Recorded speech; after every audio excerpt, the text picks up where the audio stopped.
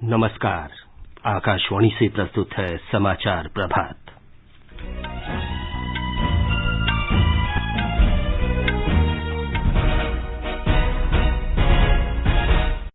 आंध्र प्रदेश और पश्चिम बंगाल को छोड़कर पूरे देश में घरेलू उड़ानें आज से फिर शुरू। सरकार ने उड़ान योजना के तहत क्षेत्रीय हवाई संपर्क सेवाओं को बहाल करने का फैसला किया। स्वास्थ्य मंत्रालय के दिशा निर्देशों में केवल उन्हीं यात्रियों को यात्रा करने की अनुमति होगी जिनमें कोविड-19 के लक्षण नहीं होंगे। गृह मंत्रालय ने विदेशों में फंसे भारतीय नागरिकों के आवागमन के लिए मानक संचालन प्रक्रिया जारी की। ईद उल फित्र का त्यौहार आज देश भर में मनाया जा रहा है और भारतीय खेल प्राधिकरण ने 27,000 से अधिक खेलो इंडिया एथलीटों को 30-30 हजार रुपये जारी किए।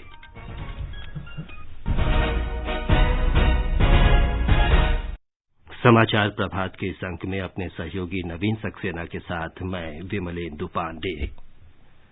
आंध्र प्रदेश और पश्चिम बंगाल को छोड़कर देश में घरेलू विमान सेवा आज से फिर शुरू हो गई है। नागरिक उड्डयन मंत्री हरदीप सिंह पुरी ने कहा कि आंध्र प्रदेश में विजयवाड़ा और विशाखापट्टनम हवाई अड्डों से उड़ानें कल से और पश्चिम बंगाल से सीमित सेवा बृहस्पतिवार से शुरू होगी।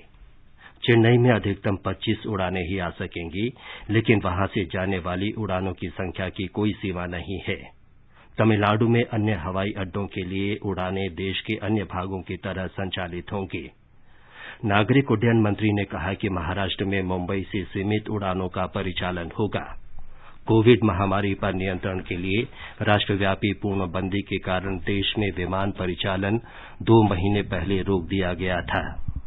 भारतीय हवाई अड्डा प्राधिकरण के अध्यक्ष अरविंद सिंह ने आकाशवाणी समाचार से बातचीत में कहा कि देश के हवाई अड्डे परिचालन के लिए पूरी तरह तैयार हैं।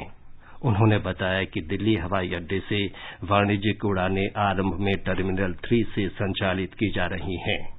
We are fully prepared to take care of the passengers' concerns about disease, their apprehensions about the same. So we'll ensure that the travel will be done in a very safe and hygienic manner. At Delhi Airport, only Terminal T3 is being used. So it will be a very smooth and state-of-the-art facilities when the passengers will see at Delhi Airport, which will help them. And this will all be done in one Terminal T3. भारतीय हवाई अड्डा प्राधिकरण से जारी मानक संचालन प्रक्रिया के अनुसार यात्रियों को उड़ान के निर्धारित समय से 2 घंटे पहले हवाई अड्डा पहुंचना होगा। हवाई यात्रा कर रहे यात्रियों के लिए मास्क और दस्ताने पहनना जरूरी है। यात्रियों के फोन में आरोग्य सेतु ऐप का होना अनिवार्य है और हवाई अड्डे के प्रवेश द्वार पर इसकी जांच की जाएगी। हालांकि 14 साल से कम उम्र के बच्चों के लिए यह अनिवार्य नहीं है।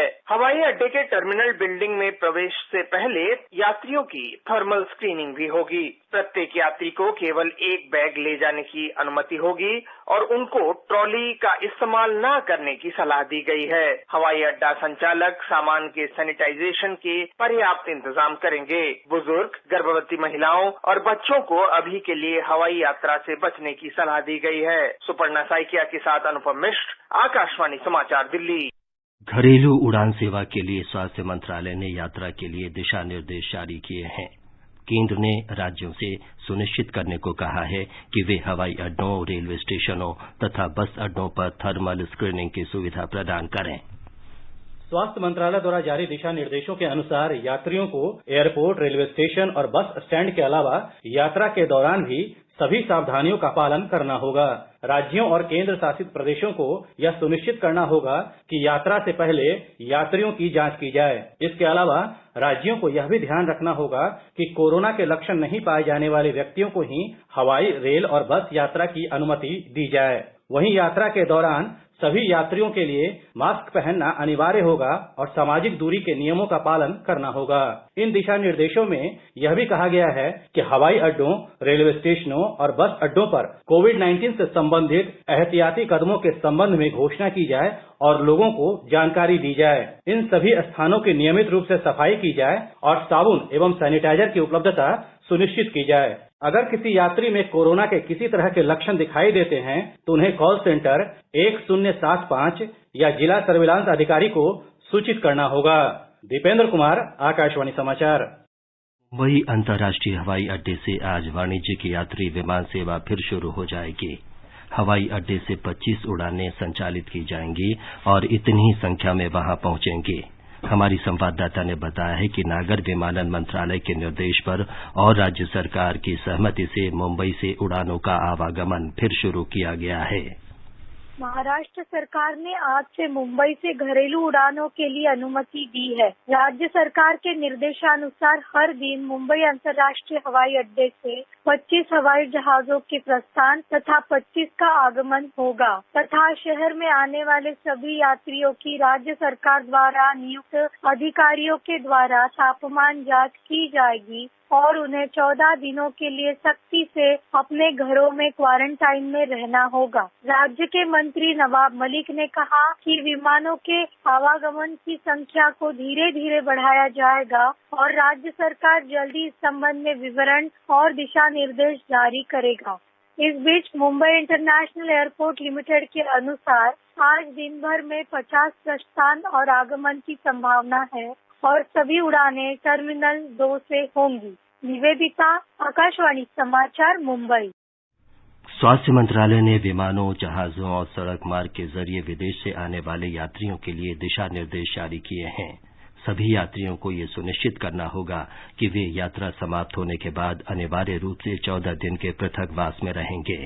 इसमें 7 दिन का सशुल्क संस्थागत क्वारंटीन भी शामिल होगा। इसका खर्च यात्री स्वयं वहन करेंगे। यात्रा शुरू होने से पहले यात्रियों को टिकट के साथ ही दिशा निर्देशों की सूची भी संबंधित एजेंसियों द्वारा उपलब्ध कराई जाएगी। सड़क मार्ग से भारतीय सीमा में प्रवेश करने वाले यात्रियों के लिए भी ये नियम लागू होंगे। नागर विमानन मंत्रालय ने उड़ान योजना के तहत क्षेत्रीय विमान सेवा बहाल करने का निर्णय लिया है।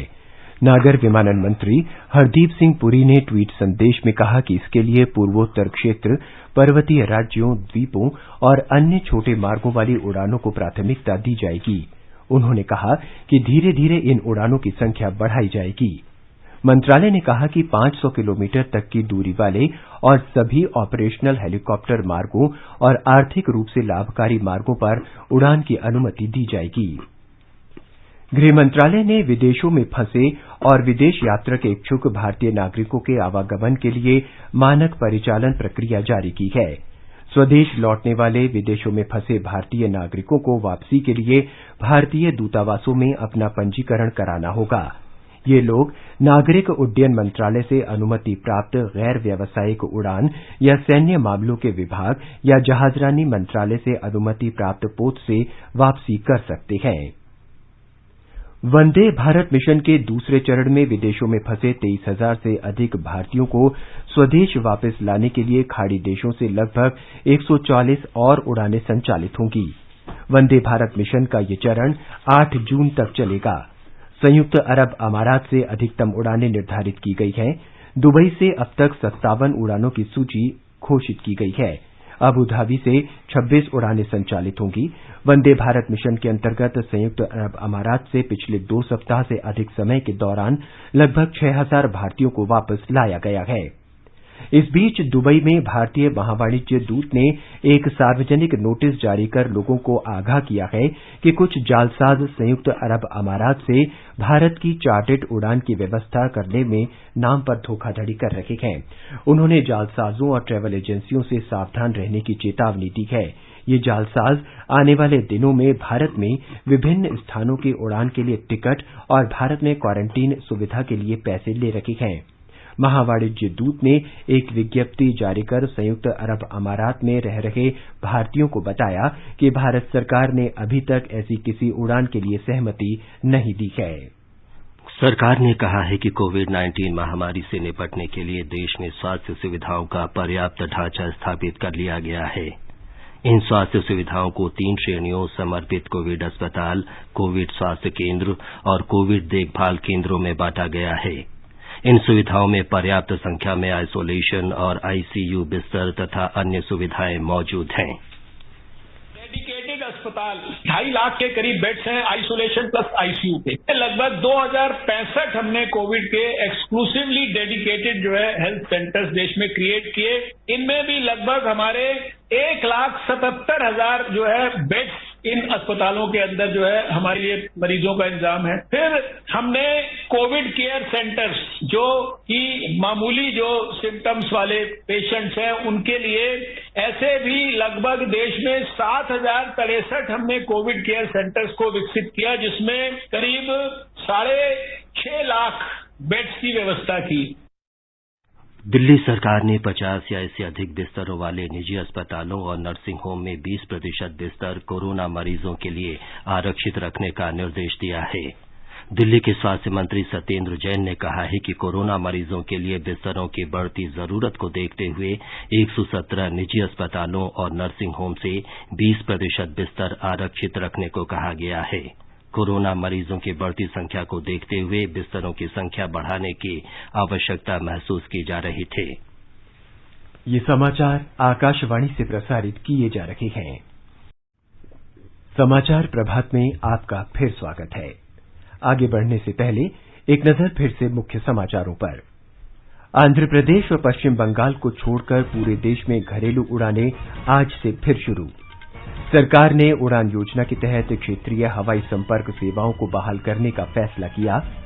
स्वास्थ्य मंत्रालय के दिशा निर्देशों में केवल उन्हीं यात्रियों को यात्रा करने की अनुमति होगी जिनमें कोविड-19 के लक्षण नहीं होंगे। गृह मंत्रालय ने विदेशों में फंसे भारतीय नागरिकों के आवागमन के लिए मानक संचालन प्रक्रिया जारी की। ईद उल फित्र का त्योहार आज देश भर में मनाया जा रहा है और भारतीय खेल प्राधिकरण ने 2700 से अधिक खेलो इंडिया एथलीटों को 30-30 हजार रुपए जारी किए।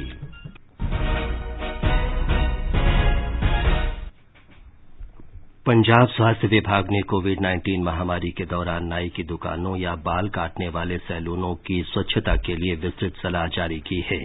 आधिकारिक प्रवक्ता ने कहा है कि नाई की दुकान, हेयर कटिंग सैलून के मालिकों को सुनिश्चित करना होगा कि जिस कर्मचारी में कोविड-19 के लक्षण दिखाई दें उसे काम में नहीं लगाया जाए और इसी तरह कोरोना के लक्षण वाले किसी ग्राहक को प्रवेश की अनुमति नहीं दी जाए। हिमाचल प्रदेश सरकार ने स्पष्ट किया है कि राज्य की सीमाओं को सील करने की कोई योजना नहीं है और फंसे लोगों का आवागमन जारी रहेगा। सोशल मीडिया पर प्रचारित खबरों में दावा किया जा रहा था कि हिमाचल प्रदेश की सीमाएं 31 मई से सील कर दी जाएंगी और देश के दूसरे हिस्सों से राज्य में प्रवेश करने वालों को सीमा पर बनाए गए पृथकवास केंद्रों में रखा जाएगा। सरकारी प्रवक्ता ने कहा कि राज्य की सीमाएं सील नहीं की जाएंगी और लोगों की आवाजाही जारी रहेगी, लेकिन दूसरे राज्य से आने वाले लोगों और वाहनों को मौजूदा व्यवस्था के अनुसार पास बनवाना होगा। बिहार के मुख्यमंत्री नीतीश कुमार ने राज्य में कोरोना वायरस संक्रमण से मरने वालों के परिजनों को 4-4 लाख रुपए की अनुग्रह राशि देने की घोषणा की है।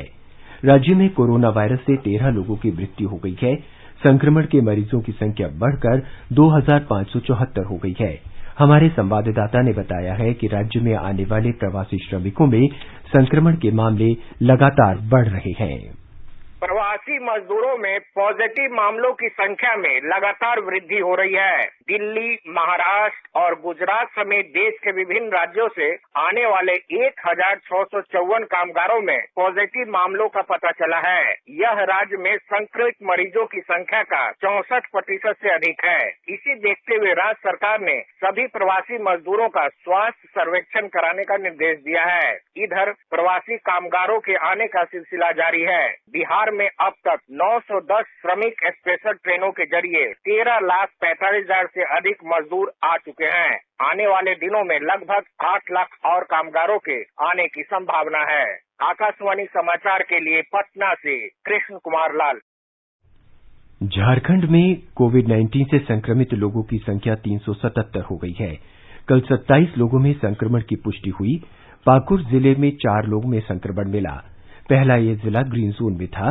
मौजूदा सप्ताह में झारखंड में संक्रमित लोगों की संख्या दोगुनी होने की दर कम होकर 9.6 दिन हो गई है। ये राष्ट्रीय औसत से भी कम है। त्रिपुरा में कोरोना मरीजों की संख्या 194 हो गई है। कल राज्य में 3 और लोग संक्रमित पाए गए। अधिकारियों ने बताया कि कल जांचे गए 951 नमूनों में से 3 लोग संक्रमित पाए गए, जो दिल्ली से राजधानी एक्सप्रेस से लौटे थे। राज्य में अब तक 175 रोगी स्वस्थ होकर घर जा चुके हैं। त्रिपुरा में कोरोना से ठीक होने की दर 86% से अधिक है। चेन्नई में 17 औद्योगिक क्षेत्र आज से काम करना शुरू कर रहे हैं। तमिलनाडु सरकार ने संक्रमण मुक्त इलाकों की इन औद्योगिक इकाइयों को 25% कर्मियों के साथ काम करने की अनुमति दी है। इन इकाइयों में सुरक्षा के मानदंडों का पालन करना अनिवार्य होगा। पहले केवल उन औद्योगिक इकाइयों को दोबारा खोलने की अनुमति दी गई थी जो चेन्नई के बाहर थी। चेन्नई की औद्योगिक इकाइयों ने भी उत्पादन फिर शुरू करने की अनुमति मांगी थी। इस बीच राज्य में कोरोना के मरीजों की संख्या 16,000 से अधिक हो गई है।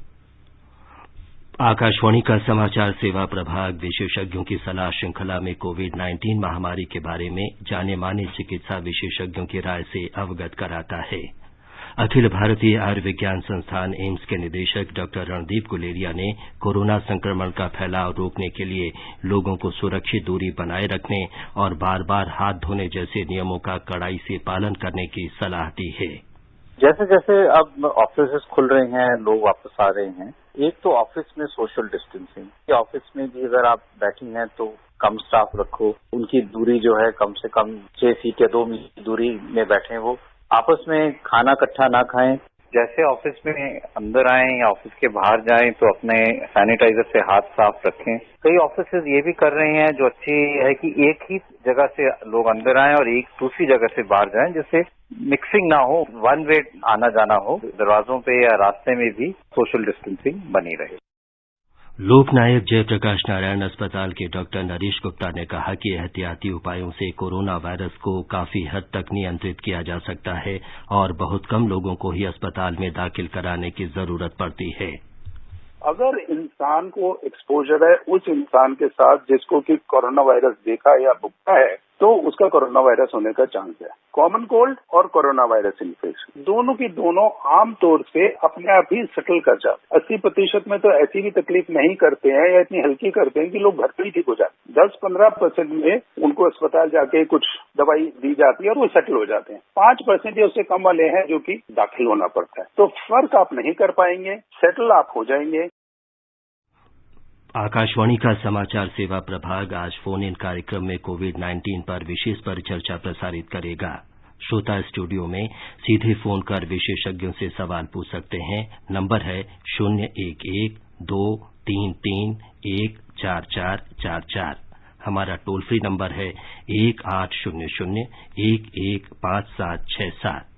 ये कार्यक्रम रात 9:25 से FM गोल्ड और अतिरिक्त मीटरों पर सुना जा सकता है। केंद्रीय मंत्री डॉक्टर जितेंद्र सिंह ने कहा है कि जम्मू कश्मीर प्रशासन की नई अधिवास नियमावली से 70 वर्ष पुरानी गंभीर ऐतिहासिक भूल की भरपाई हो गई है। उन्होंने कहा कि ये नियमावली जम्मू कश्मीर में नया सवेरा लेकर आई है। ये कदम समानता के सिद्धांतों और स्वस्थ लोकतंत्र के मानदंडों के अनुरूप है। नई नियमावली के अनुसार पश्चिमी पाकिस्तान से आए वाल्मीकि समाज के लोग अपने समुदाय से बाहर विवाह करने वाली महिला, गैर पंजीकृत कश्मीरी प्रवासी और विस्थापित लोगों को प्रशासन जल्दी ही मूल निवासी का दर्जा देगा। डॉक्टर जितेंद्र सिंह ने एक टीवी चैनल से बातचीत में कहा कि जम्मू कश्मीर में 3 पीढ़ियों को न्याय और सम्मान के साथ जीने के अधिकार से वंचित रखा गया था। डॉक्टर सिंह ने कहा कि जो लोग नए नियमों का विरोध कर रहे हैं वे इस आरोप को सही सिद्ध कर रहे हैं कि वे 70 वर्षों के केवल भेदभाव की राजनीति पर फल फूल रहे थे। उन्होंने इसे एक विडंबना बताया कि 30 से 35 वर्ष तक जम्मू कश्मीर में सेवारत रहे भारतीय प्रशासनिक सेवा और पुलिस सेवा के अधिकारियों को भी सेवानिवृत्ति के बाद राज्य में बसने की अनुमति नहीं होती थी। इसी प्रकार जम्मू कश्मीर में ही स्कूली शिक्षा प्राप्त करने वाले अधिकारियों के बच्चों को भी राज्य के उच्च शिक्षा संस्थानों में दाखिला नहीं मिलता था। नई नियमावली से बच्चों के लिए नए अवसरों के द्वार खुलेंगे। भारतीय खेल प्राधिकरण ने 2,749 एथलीटों के खातों में 30-30 हजार रुपए के हिसाब से 8.25 करोड़ रुपए की राशि फुटकर भत्ते के तौर पर जमा कराई है। प्राधिकरण ने कहा है कि इस महीने के अंत तक 144 अन्य एथलीटों के खातों में भी भत्ते जमा कराए जाएंगे। इसके साथ ही प्राधिकरण से अनुग्रह भत्ता पाने वाले खेलो इंडिया एथलीटों की कुल संख्या 2,893 हो जाएगी। ये भत्ता 2020-21 की पहली तिमाही के लिए है। इसका लाभ 35 राज्यों के एथलीटों को दिया जा रहा है जो 21 प्रकार के खेलों से जुड़े हैं। इनमें सबसे ज्यादा संख्या महाराष्ट्र, हरियाणा, दिल्ली, पंजाब और तमिलनाडु के एथलीटों की है। युवा कार्य और खेल मंत्री किरेन रिजिजू ने कहा कि सरकार हर समय एथलीटों को पूरा सहयोग देगी। फुटकर भत्ते के तौर पर हर साल 1,20,000 रुपए दिए जाते हैं, जो इस योजना के अंतर्गत चयनित एथलीटों के लिए 6,28,000 रुपए की खेलो इंडिया स्कॉलरशिप का हिस्सा है। भारतीय डाक विभाग और बिहार का बागवानी विभाग अब लोगों के घरों तक शाही लीची और जर्दालू आम पहुंचाने का काम करेगा। संचार मंत्रालय के अनुसार बिहार के मुजफ्फरपुर से शाही लीची तथा भागलपुर से जर्दालू आम की लोगों के घरों तक आपूर्ति करने के लिए डाक विभाग के बिहार सर्कल ने वहां के बागवानी विभाग के साथ हाथ मिलाया है। मंत्रालय के अनुसार कोरोना वायरस के फैलाव के कारण लीची और आम के उत्पादक किसानों को अपना सामान बाजार तक पहुंचाने में दिक्कत आ रही है। ऐसे में डाक और बागवानी विभाग मिलकर उनकी मदद के लिए आगे आए हैं। असम में बाढ़ से 4 जिलों के कई हिस्सों के लगभग 11,000 लोग प्रभावित हुए हैं। प्रभावित जिले हैं लखीमपुर, सोनितपुर, दर्रांग और गोलपारा। गोलपारा जिले के अगिया में सड़क का एक हिस्सा बाढ़ के कारण बह गया है। जिले में राष्ट्रीय आपदा और राज्य आपदा मोचन बल की टीमें राहत और बचाव कार्य के लिए तैनात की गई हैं। ईद उल फित्र का त्यौहार आज देश भर में मनाया जा रहा है। ये पर्व रमजान की समाप्ति पर मनाया जाता है। जम्मू कश्मीर और केरल में ईद कल मनाई गई। राष्ट्रपति रामनाथ कोविंद, उपराष्ट्रपति एम वेंकैया नायडू और प्रधानमंत्री नरेंद्र मोदी ने ईद उल फित्र पर देशवासियों को शुभकामनाएं दी हैं। राष्ट्रपति ने ईद के त्यौहार को प्रेम, शांति, भाईचारे और सौहार्द का प्रतीक बताया है। श्री कोविंद ने लोगों से कोविड-19 के भयावह संकट के बीच मानव सेवा की भावना को और मजबूत बनाए रखने का आह्वान किया। उपराष्ट्रपति एम वेंकैया नायडू ने कहा कि ईद का त्यौहार समाज में दया, दान और परोपकार की भावना को मजबूत करता है। प्रधानमंत्री नरेंद्र मोदी ने अपने ट्वीट संदेश में कहा कि ये पर्व करुणा, भाईचारे और सद्भावना का संदेश देता है। उन्होंने इस अवसर पर लोगों के लिए अच्छे स्वास्थ्य और समृद्धि की कामना की। दिल्ली की जामा मस्जिद के शाही इमाम सैयद अहमद बुखारी ने लोगों से अपील की है कि कोविड-19 महामारी को देखते हुए मस्जिदों में न आएं और घर पर ही रहकर नमाज अदा करें। उन्होंने लोगों से कहा कि इस पावन पर्व को सभी एहतियातों का पालन करते हुए मनाएं। कोरोना वायरस के हवाले से जो हिदायत मुसलसल आ रही हैं, अगर हम इस पर पूरी तरह अमल करें तो इस वायरस को जल्द खत्म करने में हम कामयाब हो सकते हैं। और सोशल डिस्टेंसिंग बनाए रखना निहायत जरूरी है। एक दूसरे से दूरी और दीगर हिदायत पर अमल करके हम अपने आप को, अपने खानदान और समाज को इस मौलिक बीमारी से बचा सकते हैं। उत्तर प्रदेश में आज ईद के मौके पर मस्जिदों में सामूहिक नमाज नहीं होगी। राज्य सरकार ने कोरोना वायरस के फैलाव को रोकने के लिए सभी प्रकार के सामूहिक धार्मिक आयोजनों पर रोक लगाई हुई है। हमारे संवाददाता ने बताया है कि शायद पहली बार राज्य में ईद पर मस्जिदों में सामूहिक नमाज नहीं हो रही है। इतनी बंदिशों वाली ईद पहली बार प्रदेश के लोगों की जिंदगी में आई है। जिन बाजारों में चांद रात को पैर रखने की जगह नहीं रहती थी, उनमें दुकानों पर ताले लटके रहे और बच्चों के दिलों में भी उस ईदी के कम हो जाने का अफसोस है जो ढेर सारे रिश्तेदारों के ईद के मौके पर घर आने पर मिलती थी। सोशल डिस्टेंसिंग की रस्म पर अमल करते हुए कल चांद दिखने के बाद प्रदेश के लोगों ने एक दूसरे को मुबारकबाद भी फोन पर दी और घर की छतों पर पटाखे फोड़कर खुशी का इजहार किया। लखनऊ में बाजारों में सन्नाटा पसरा रहा क्योंकि वरिष्ठ मुस्लिम धर्मगुरुओं ने लोगों को घरों के अंदर रहने और सोशल डिस्टेंसिंग का पालन करने की सलाह दी थी। सभी प्रमुख धर्मगुरुओं ने लोगों से ईद के मौके पर बधाइयां देने के लिए सोशल मीडिया का इस्तेमाल करने और घर पर रहकर ही दुआ करने की अपील की है। पुलिस ने भी कई शहरों में फ्लैग मार्च करके लोगों से घरों में रहने की अपील की। सुशील चंद्र तिवारी, आकाशवाणी समाचार, लखनऊ। मध्य प्रदेश में कोरोना संक्रमण और राष्ट्रीय पूर्णबंदी के कारण मुस्लिम समुदाय के लोग सादगी और सद्भावना के साथ अपने घरों में ही ईद उल फित्र मना रहे हैं। हमारे संवाददाता ने बताया है कि इस अवसर पर न तो ऐतिहासिक ईदगाह पर सामूहिक नमाज हुई और न ही लोग परंपरागत रूप से एक दूसरे से गले मिले। मध्य प्रदेश में मुस्लिम समुदाय ने ईद पर कपड़े और अन्य तैयारियों पर खर्च किए जाने वाले पैसे इस बार गरीबों और जरूरतमंद लोगों की मदद के लिए दान करने का फैसला किया है। संभवतः पहली बार ऐतिहासिक ईदगाह, ताजुल मसाजिद, मोती मस्जिद, जामा मस्जिद और इकबाल मैदान भी नमाजियों की अनुपस्थिति के कारण शांत और खाली खाली नजर आए। भोपाल शहर काजी मुश्ताक अली नकवी ने पहले ही मुस्लिम समुदाय के लोगों से अपने घरों में ही ईद की नमाज अदा करने की अपील की थी। उन्होंने लोगों से खुद को और दूसरों को बचाने के लिए हाथ मिलाने और गले मिलकर बधाई देने से बचने का भी आग्रह किया है। जबलपुर, इंदौर, ग्वालियर, विदिशा और अन्य शहरों में भी लोग अपने घरों में ही ईद मना रहे हैं। वहीं पुलिस ने राज्य में सुरक्षा के कड़े इंतजाम किए हैं। राज्य के विभिन्न हिस्सों में पुलिस के जवान तैनात हैं। मध्य प्रदेश में अब तक कोरोना संक्रमण के 6,665 मामले सामने आए हैं और 290 लोगों की मृत्यु हुई है। संजीव शर्मा, आकाशवाणी समाचार, भोपाल। भारत ने ईद के दौरान अफगानिस्तान में 3 दिन के संघर्ष विराम के समझौते का स्वागत किया है।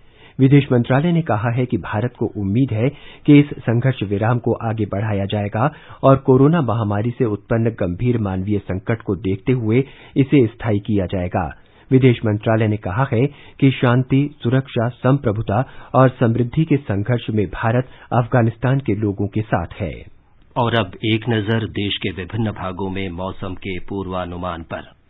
राष्ट्रीय राजधानी दिल्ली में तेज गर्मी जारी रहेगी तथा अधिकतम तापमान 45 डिग्री सेल्सियस और न्यूनतम 28 डिग्री सेल्सियस रहने का अनुमान है। मुंबई में आंशिक रूप से बादल छाए रहेंगे। अधिकतम तापमान 37 डिग्री और न्यूनतम 27 डिग्री सेल्सियस के आसपास रहेगा। चेन्नई में भी बादल छाए रहने का अनुमान है। तापमान 30 से 40 डिग्री सेल्सियस के बीच रहेगा। कोलकाता में बादल छाए रहेंगे और वर्षा हो सकती है। अधिकतम तापमान 35 और न्यूनतम 29 डिग्री सेल्सियस रहने का अनुमान व्यक्त किया गया है। केंद्र शासित प्रदेश जम्मू कश्मीर के जम्मू में न्यूनतम तापमान 26 डिग्री और अधिकतम 43 डिग्री सेल्सियस रहेगा। आसमान साफ रहेगा, लेकिन शाम या रात तक बादल घिरने का अनुमान है। श्रीनगर में न्यूनतम तापमान 12 डिग्री और अधिकतम 27 डिग्री सेल्सियस रहने का अनुमान व्यक्त किया गया है। आंशिक रूप से बादल छाए रहेंगे। मौसम विभाग ने बताया कि गिलगित में न्यूनतम तापमान 17 डिग्री और अधिकतम 33 डिग्री सेल्सियस रहेगा और आसमान बादलों से घिरा रहेगा।